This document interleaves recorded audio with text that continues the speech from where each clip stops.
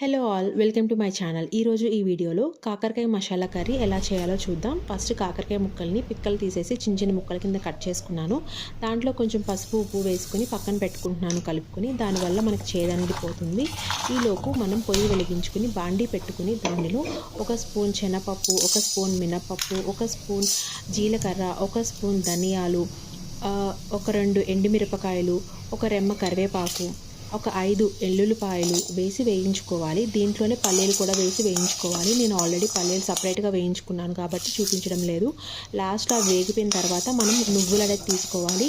నువ్వులు మనం వేసిన తర్వాత ఫాస్ట్గా ఎగిపోతాయి కాబట్టి లాస్ట్లో తీసుకోవాలి. అవి చిప్పట్లు ఆడితే అప్పుడు మనకి ఎగిపోయినట్టే.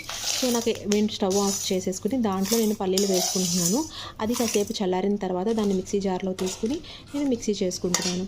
ఇప్పుడు మనం పక్కన పెట్టిన ఈ కాకరకాయ ముక్కల్ని తీసుకుని ఇలా పిండుకుంటే వాటర్ అనేది అంతా పోతుంది. దాంతో చేదు కూడా తగ్గుతుంది.